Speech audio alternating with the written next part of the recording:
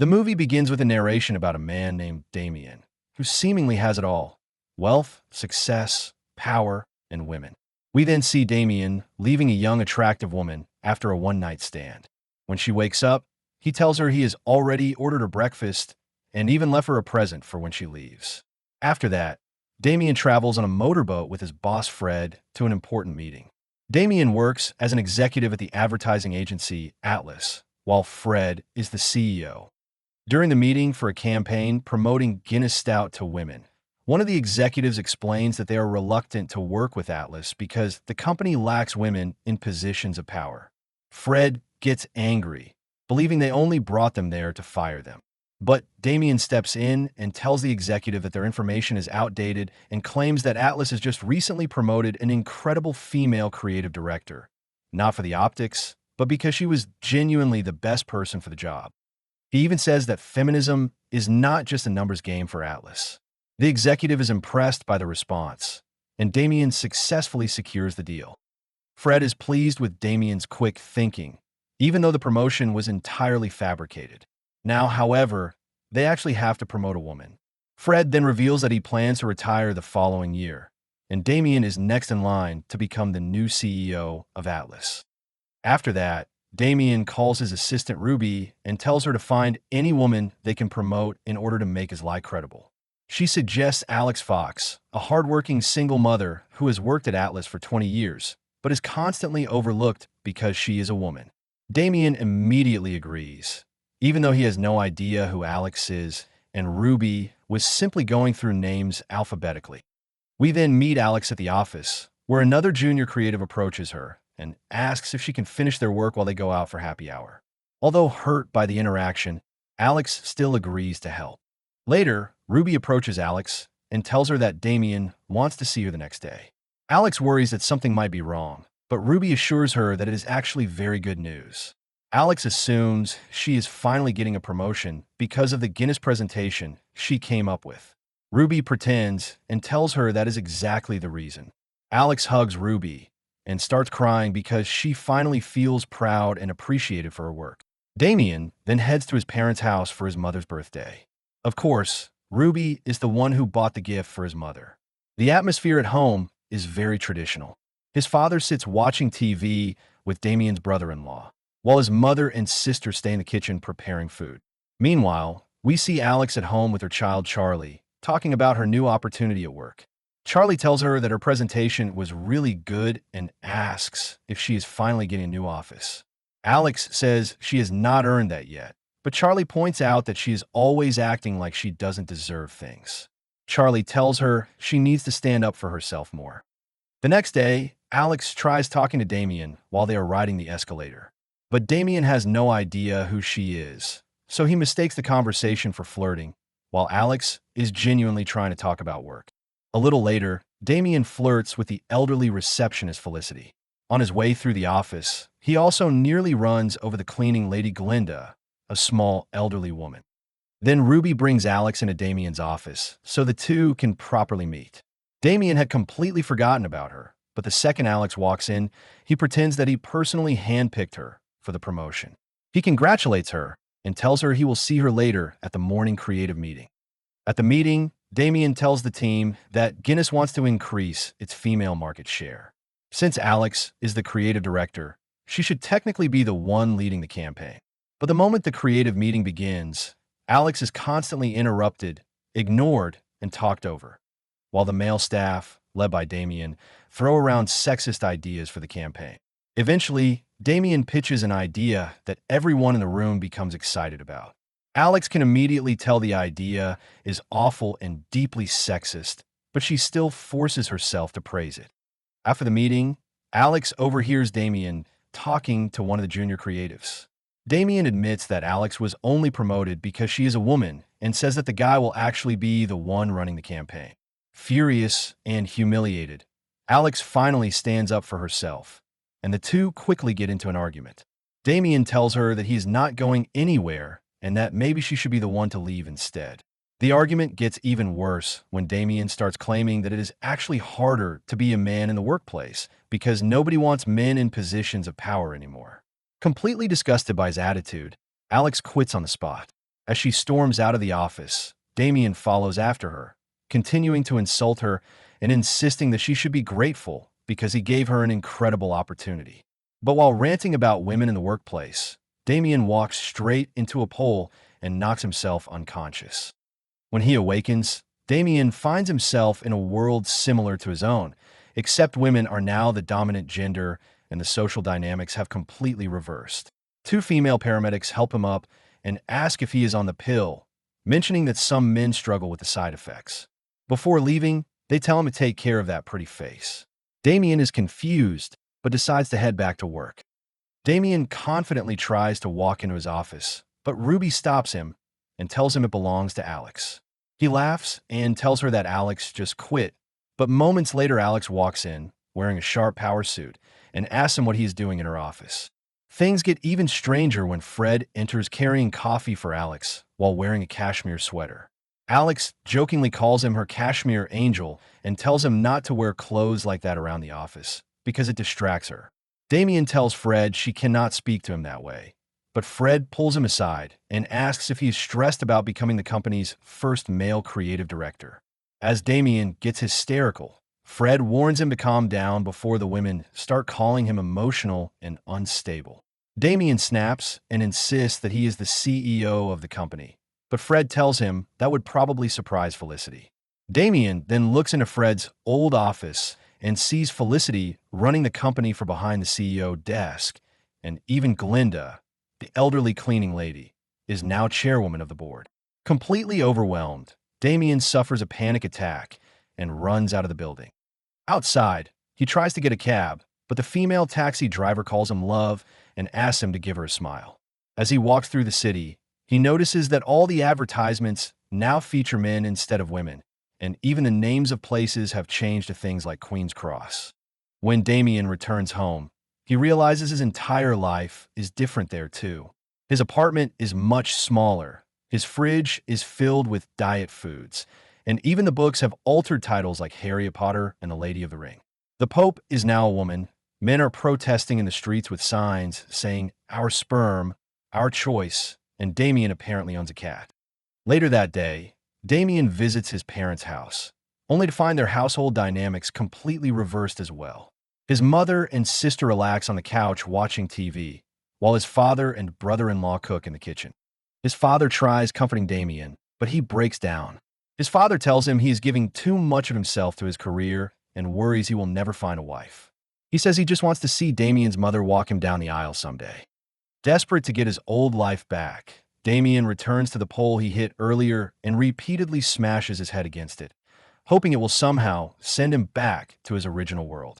There, Damien is approached by a strange homeless man with pigeons on his head.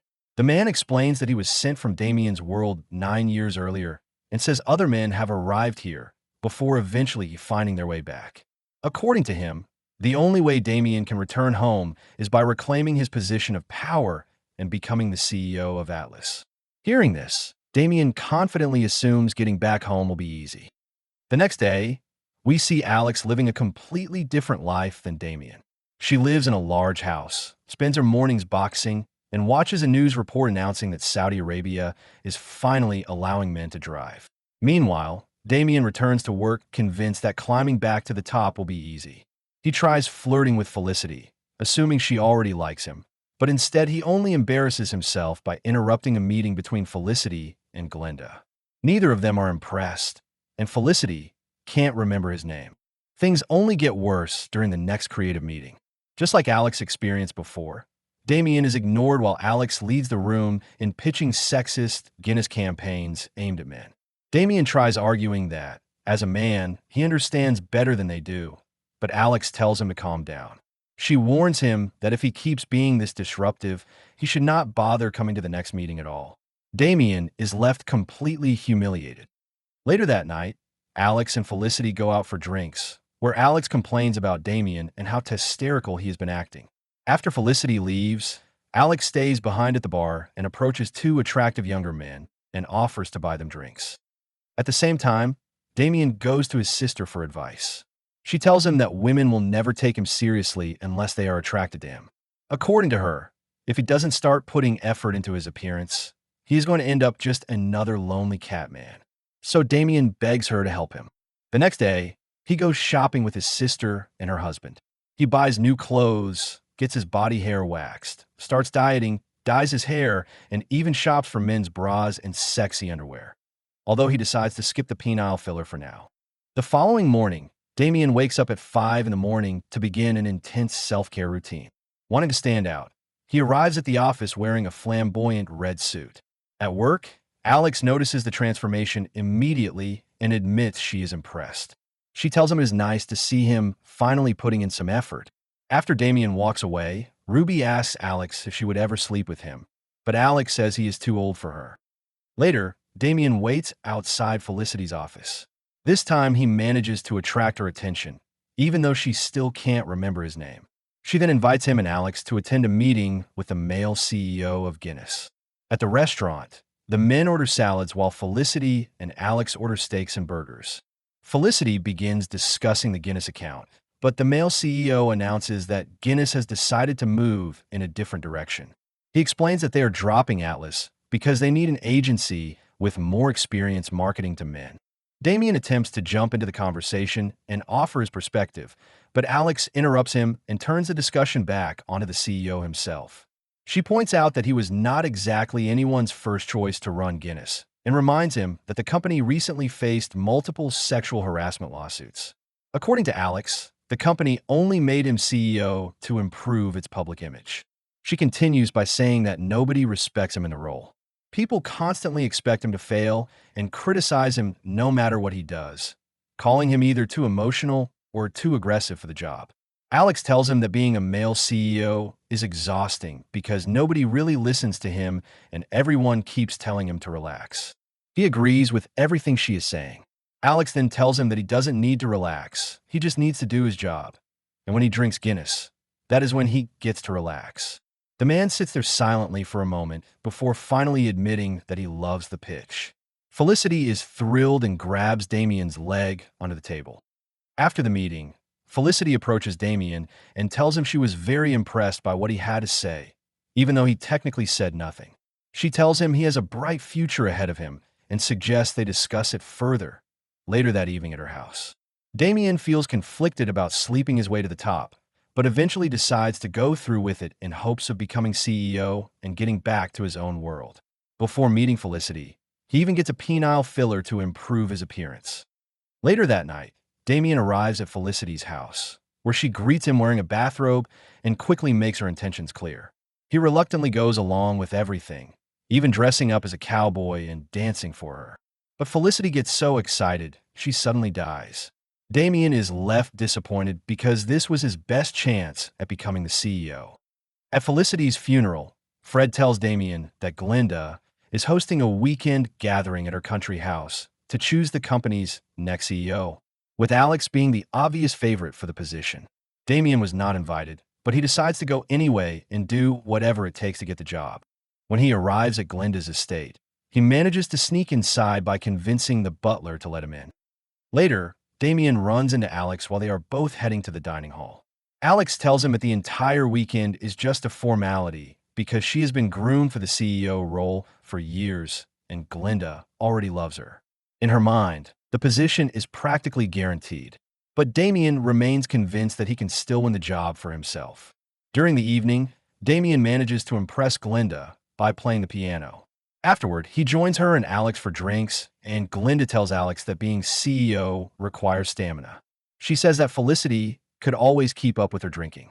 So now Alex has to prove that she can do the same. Not wanting to be left out, Damien joins them and starts taking shots as well. The three continue drinking heavily until Glenda eventually passes out. The next morning, Glenda gathers the Atlas staff and invites everyone to pitch their vision for the future of the company.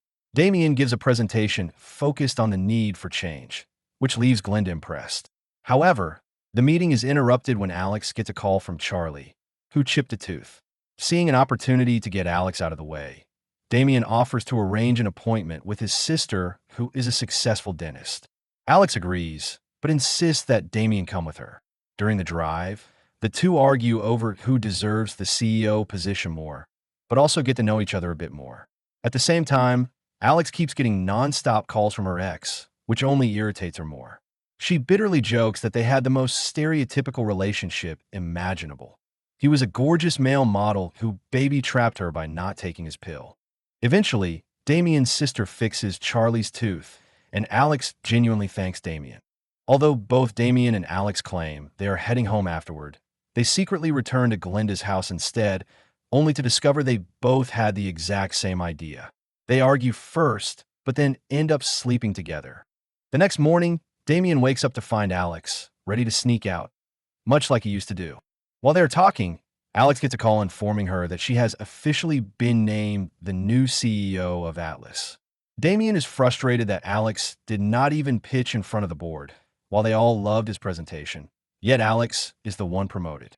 Alex tells him that this is not how promotions work and admits she has actually been really impressed with him during the past week. But Damien snaps and says that this entire world is a joke and that her becoming CEO is the biggest joke of all. In response, Alex fires him on the spot. Back at the office, all the men are very sympathetic toward Damien while he packs up his things. They tell him he should have been the CEO and insist that Alex will never truly have their support. Damien then sits outside on a bench next to the pigeon man, and eventually a couple of pigeons land on his head as well. Meanwhile, Alex walks into the office where everyone is celebrating her promotion as the new CEO of Atlas. The next day, encouraged by his brother-in-law, Damien visits a lawyer who tells him he has a strong case for wrongful dismissal against Alex and Atlas. The lawsuit quickly starts damaging the company's reputation, but Damien refuses to reveal that he and Alex slept together. When Alex realizes Damien kept their relationship out of the lawsuit, she begins to realize that she actually has feelings for him and rushes to see him at his parents' house. As they talk, Alex receives a call and learns that the board has selected Damien as the new CEO. She congratulates him sincerely. At first, Damien is thrilled, but then he realizes that becoming CEO means he will finally return to his own world. Surprisingly, he admits that he is not ready to leave yet. Moments later, Damien falls and hits his head again, waking up back in his original world. He rushes back to Atlas, now a changed man, focused on giving the women at the company more opportunities and admonishing Fred for his behavior. Later, he visits Alex at her home and sincerely apologizes for the way he treated her. He offers to rehire her with a better salary and even gives her his office. Alex agrees to come back, and her idea for the Guinness campaign becomes a huge award-winning success. Meanwhile, the Pigeon Man tells Damien's story to Fred, who has now become the latest man transported into the women-dominated world. The end. Thanks for watching. Don't forget to like and subscribe. And until next time.